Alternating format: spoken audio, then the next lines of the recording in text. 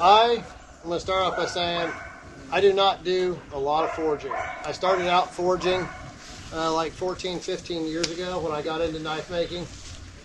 Blacksmithing is kind of it can be a part of knife making, but also you can make knives without forging. So primarily what I do now is stock removal for knives. So they're kind of the same field, but not really. The advantages to forging steel is if you can forge an item close to shape, there's a lot less material to remove. So you're preserving material and you're saving time and energy of grinding away steel to get it to the desired shape. So we're going to talk about who here knows anything about anvils. They're heavy. That one's about 65 pounds. All right. Wile E. Coyote. Close. By a lot. But if we're playing the Price is Right, you went over. Sorry. I think it's 64 pounds. About. So the anvil is just primary, a striking surface to work your metal. And we're going to kind of go over the different parts of an anvil. Leos, what is this part of the anvil called? That's the face. The face of the anvil. So this is, depending on how your anvil is made, a lot of these anvils are wrought iron, and they have a hardened tool steel face that is, it's hardened, so it can be struck against. And then you have this part of the anvil. Anybody know what it is? Horn? The horn, correct. Good. All right. Also acceptable. Big. So we got this hole, this square hole. Who knows what the square hole is called? In the right category. Hardy hole. It's called the hardy hole. Same thing. And then you have a round hole back here. It's a Pritchett. Pritchett hole. Yep. So that's your basic, and then of course the feet of the anvil. Most of the work on the anvil is done on the face, the horn. When you're looking at anvils, a lot of times if you buy a used one, you want to look at the condition of the face. Preferably it's mostly flat and doesn't have a lot of imperfections. Any imperfections on the face is going to transfer to your work when you're forging. So it's good to have some nice sharp corners and some rounded corners. This, I don't know what this section's called, I forgot. The step. The step. The step actually is not hardened so that you can cut on it, or what's probably preferable is just using something sacrificial underneath your work to cut against, because anytime you have hardened surfaces like the face of this anvil or like this cutting tool, if you were to put it on the face of the anvil, when you drive through your material and you hit that anvil, you're going to destroy that edge. And you're also going to damage your anvil face. So, How thick is the face of the anvil? it depends. I mean, it'd be a hardened steel part of it. Can you resurface it if it's got lots of imperfections? Or Yeah, you can resurface it. I'm not sure on like your average standard size of thickness, but you can't take too much off. And actually, you lose, the thicker it is, the better, because it's going to give you more rebound, more. It's just going to work better, more mass there you're working with. So now you know the basic parts of an anvil. So to do blacksmithing, we need a surface. We need to work on hammers. There's all different kinds of hammers, and then tongs come in all different shapes and sizes, made for doing different things. So you need a tong that's going to hold your material firmly and keep control of it, because when you lose control of hot steel, it gets fun. And then you need some form of heat. Okay, so as far as like heating up your metal, there's induction forges. They create heat using electromagnetical fields. Propane, charcoal, coal. There's all different sources of heat that you can use, but we just need something that can get to the desired temperatures to work the steel that we're working with.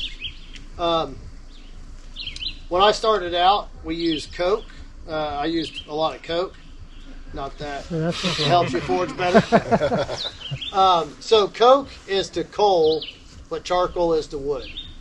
So coke is a refined fuel of coal. So as I light this forge and start to put some coal on there, it starts burning off the impurities and it creates coke.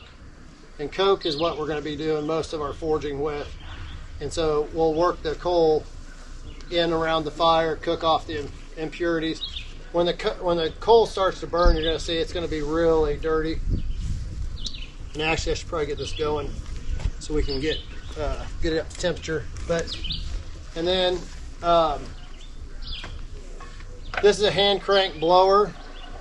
It's going to provide us air, force the air and get the fire nice and hot.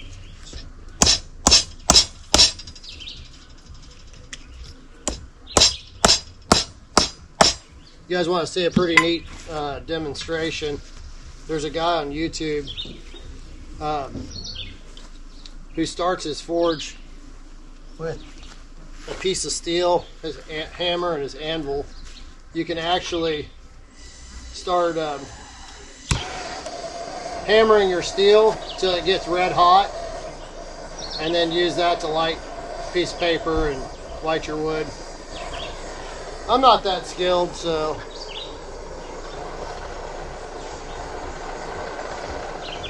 how long does that take to hammer it out red hot? say what? I said, how long does it take to hammer out a piece of steel red hot? Well, if you're good, just a matter of seconds. Wow, under a minute. You're not at it for a long time. Really? Wow. Well, that kind of goes to how big's the hammer, how big's the anvil, how small's the steel. Oh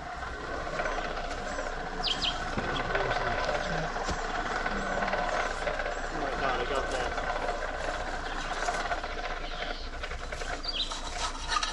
Put my fire out before I get going. Want somebody You to light crank it, that? You light it, I'll Yeah. crank it. Oh, look at there, we got.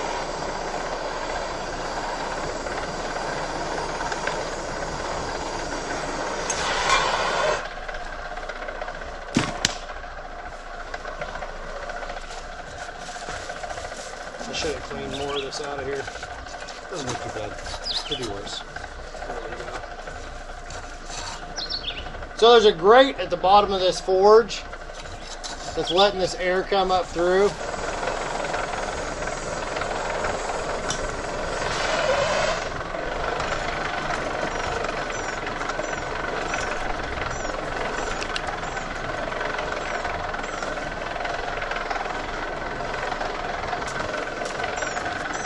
Should have got this done before I started talking.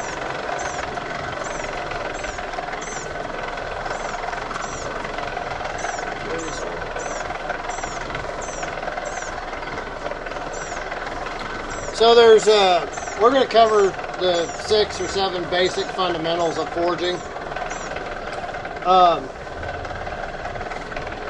So in forging, we're going to do, the goal is you know, transform the steel into the desired shape that you need.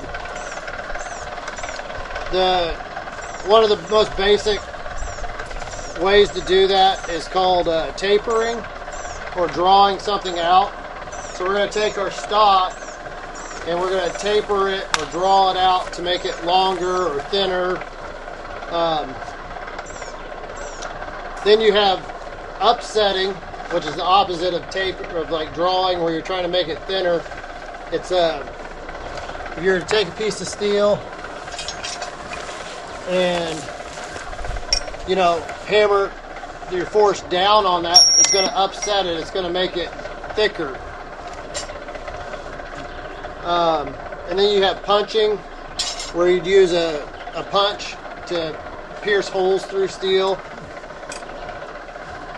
Cutting, using a hot cutter, we can heat up the steel and cut steel.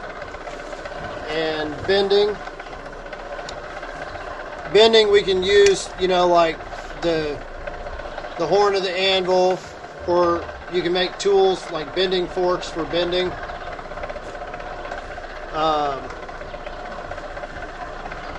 Twisting, so like this piece here has been twisted,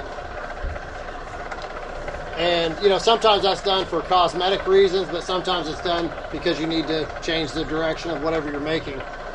And then the seventh would be forge welding, where you actually heat up the steel and you weld pieces together. So those are the 7 basic fundamental things that we're going to be using to create whatever we desire to make in the forge.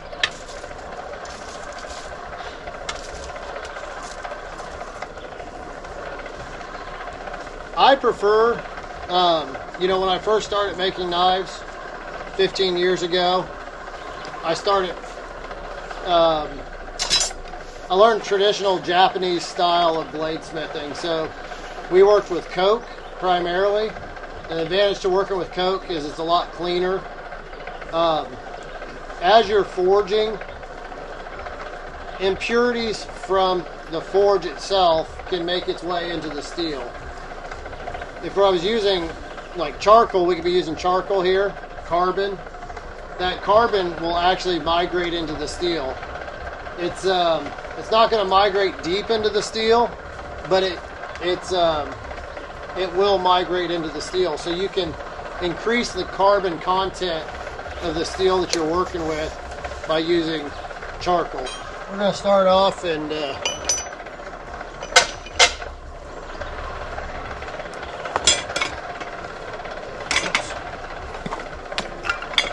fumble around here. That thing needs some work. That's all right. Just keep on.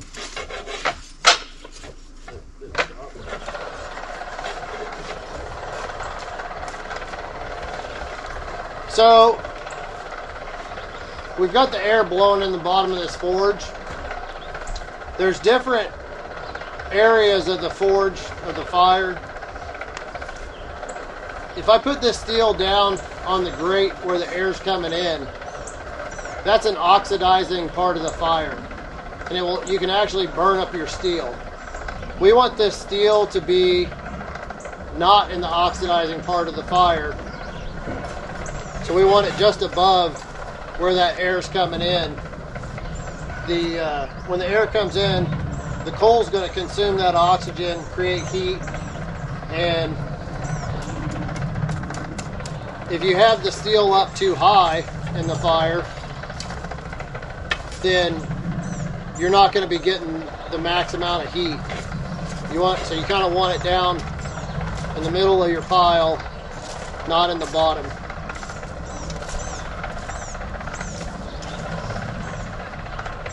So is that brownish kind of smoke, or is that the impurities burning off there? That's COVID.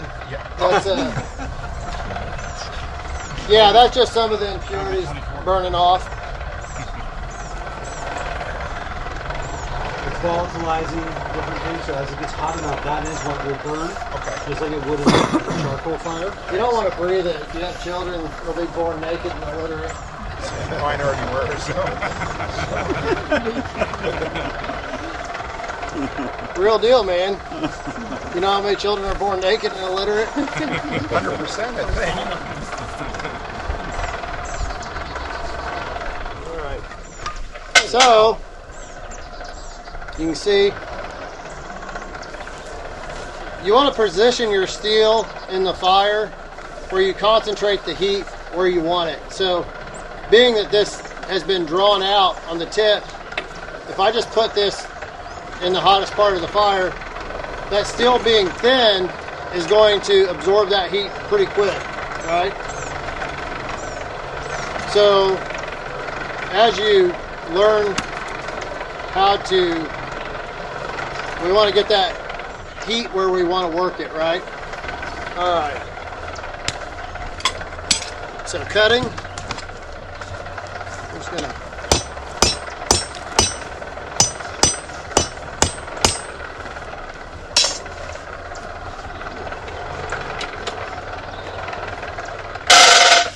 Every time. Does that scare you? No, it's, if I slow down enough, it stops itself. Yeah.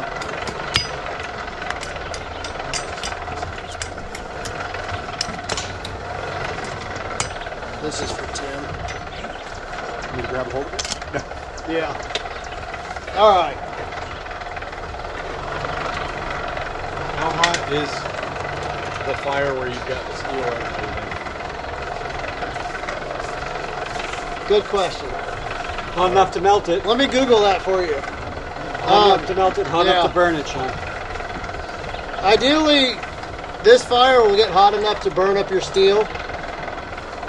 When we start seeing sparks, no bueno. What's the temperature of melting steel? It depends on the steel. Yeah. Probably around 1600. No, it's got to be around over 2,000 degrees. I think it's Over 2,000 degrees. a rotary furnace. I think you're aiming for 3,000 to get the wrought iron. So it can be hotter than that. See the sparkles? Yep. That's too hot. Let's Let's get it back in. That's the carbon in the steel liberating itself from its mortal coil. It's All right. making sparklers. Just shy of August in Texas. Yeah. So as we strike this, as we strike against the anvil, the force from the hammer and the force of the face is gonna kind of guide what we're doing here.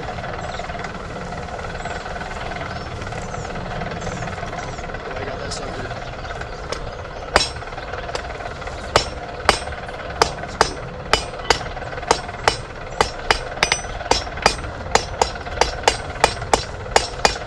And as you can see, because I got this real hot, you see all that slag on it?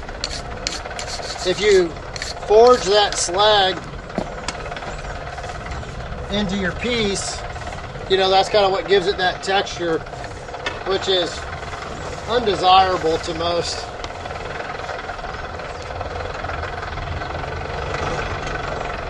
So is that slag coming out of the metal or being picked up from the coat? It's the oxidizing and Right. the burning of the steel. So does the metal lose weight when the slag comes off? Okay, so it's part of the Yeah. metal. Yeah, it's a quick thrust or whatever almost. Put it off and melt it. Magnetic too. Really? So when you're working with something and you're tapering it or drawing it out, we're going to work it. You work it square, and then you knock your corners off. You make it an octagon, and then you make it round. And so you can go back from, depending on what you're trying to do, you can go back and forth from square to round, square to round. And then if I aggressively want to taper this, I might come over the anvil or draw it out. So here I'm going to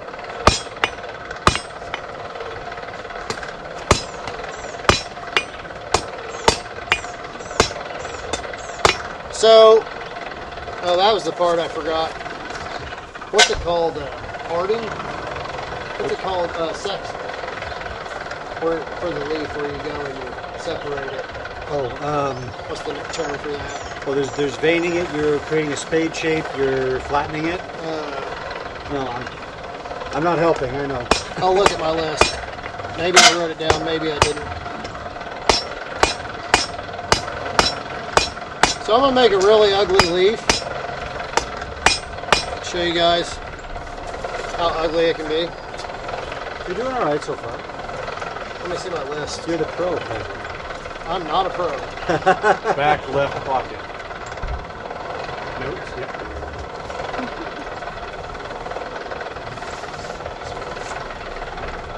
spreading? I don't think I put it. I don't think I put it. There's a term for it. Sectioning. Well, you are sectioning it off, yeah. Yeah.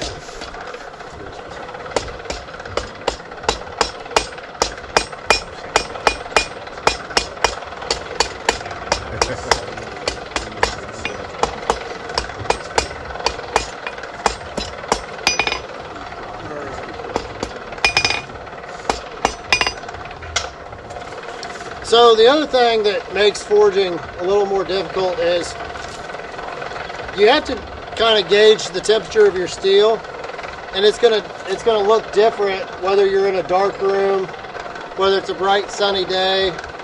So you just gotta, it just takes practice. I actually shouldn't be working here with this in the anvil.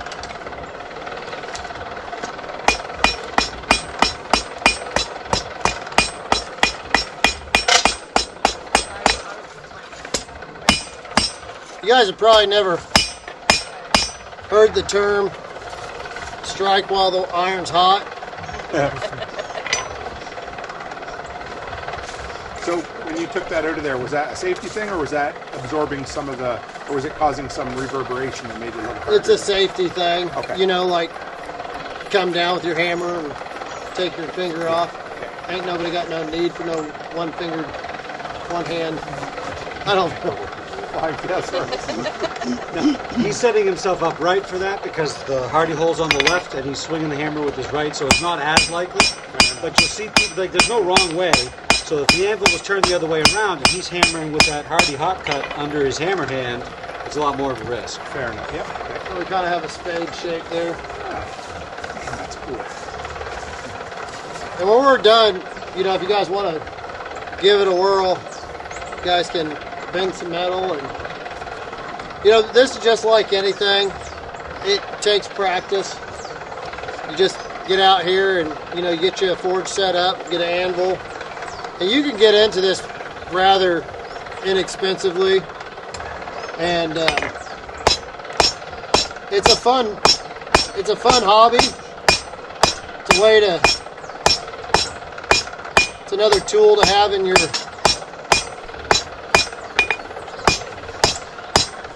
the nice thing about this too is you can repurpose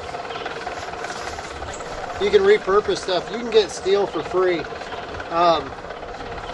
Go to like Home Depot or Lowe's, and rebar comes tied up with some wire. It's about 1/4 inch to 3/8. And that's a waste stream for them. They'll just give it to you. And I love making use of other people's waste because you can turn it into money.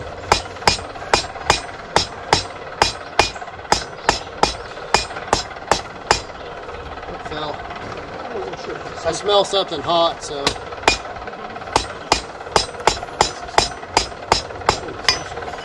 think it fell to the left of your post there. What? I think it fell to the left there. Every time. We're probably good. I can just hand crank it now. You sure you don't want the help? Well, you can keep going. All right, then. Save your breath for talking, Pat. I actually don't have. So you guys got any questions? What's the difference between oil quenching and water quenching? That's a different demonstration. You'll be back next year to talk about that. So, when it comes to making tools,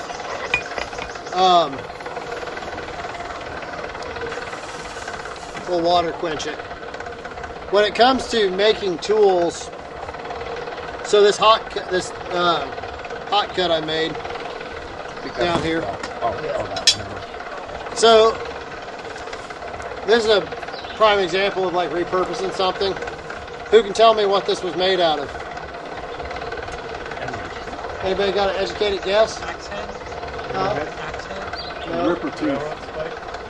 Railroad Oh, spike. There you There go. you go. Oh, yeah. I can So we cut the head of it off, and we upset it to get it thicker, and because we needed it to fit in this hole. You can see, so, you know, through the process of upsetting, we can make the steel as thick as we need it to be.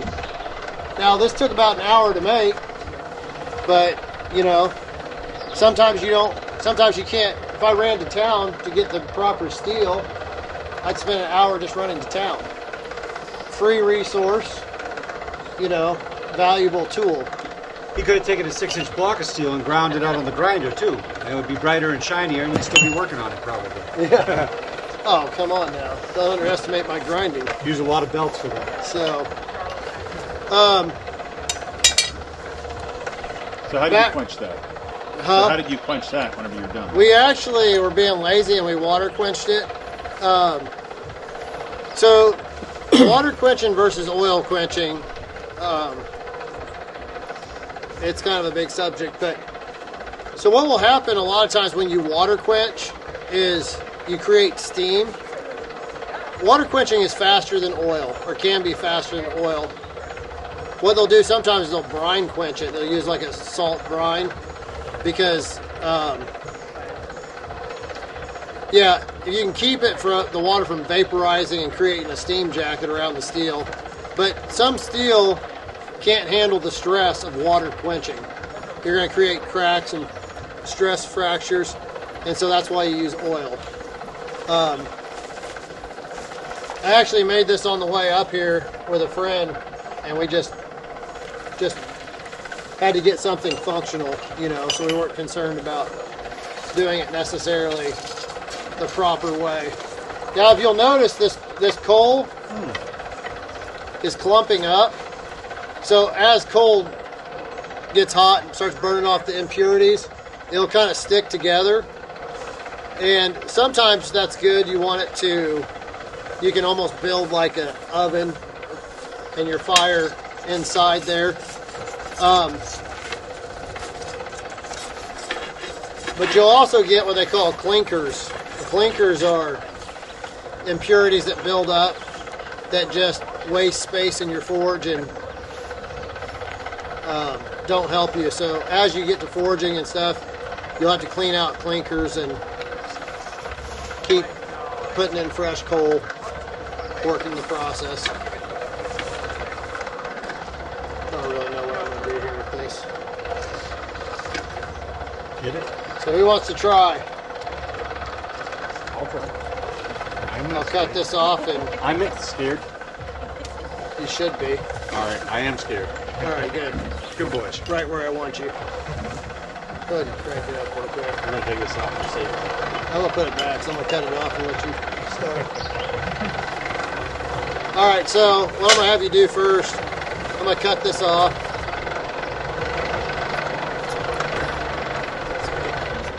I'm cutting this off here.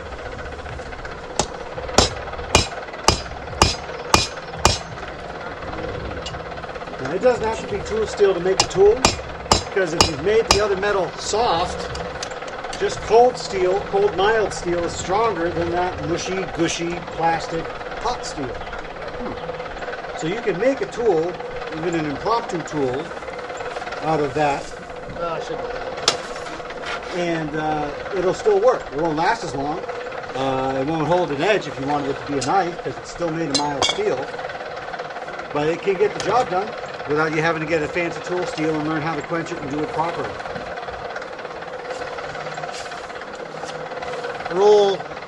One of the rules of working around the blacksmith shop is everything's hot, whether it looks hot or not.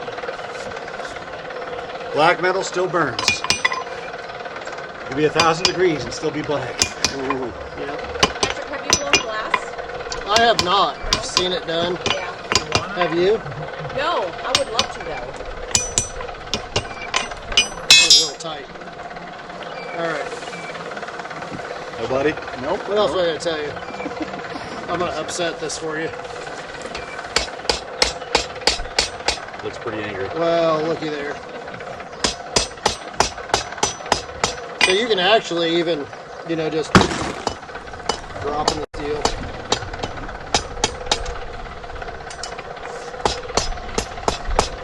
I'll get it mostly round for you. All right. So you want to hold you hold the steel towards the edge of the anvil and striking kind of down at an angle, and then go ahead and we'll taper that out to a point.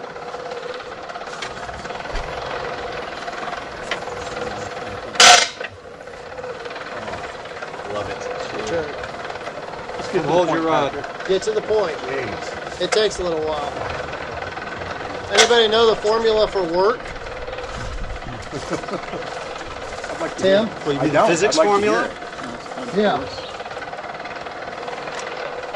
Work It's not- equals force times displacement or distance. So forging makes work easier. We're heating it up so we get more work done with less force. It's kind of like a mechanical advantage. Tip it up. So now you know how to get Yeah, you're work good. done. Hire someone else to do it. All right. Like you mean it, Sean. Technique with the fence.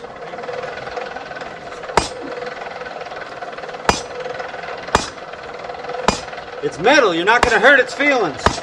Oh. Well, Nice. Looky there. that is really good. Got a good teacher. What'd you Too do cold. for Heat it up. for today? Actually, he hung the steel over the edge, and that's a technique that they use to quickly taper it. He's trying to do more advanced techniques. Give it a point really quick, didn't it? Or kinda, Right. Yeah. So basically, so this is what do they call a cross beam, This is a and 2.5. essentially you're That's like a 2. creating all that force in a more concentrated area, and it's gonna. So, I mean, the edge of the anvil can be a cross beam too. So you hang that steel over the edge, and it moves more steel faster. Somewhere, right now, there's a guy hammering with a rock, on a rock, next to a hole in the ground that has a fire in it. And he's doing the exact same thing. Probably with fewer cameras.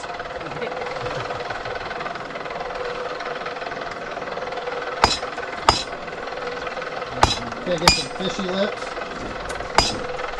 So a lot of times when you're drawing out steel, with the steel,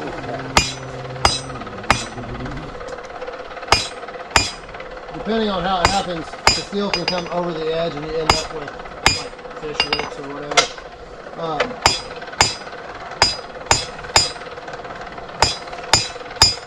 If you forge that too cold, you're going to end up getting cracks and splits. So now you can go from that, you can knock off the edges and you can make it a round point. Make it into octagon and then round.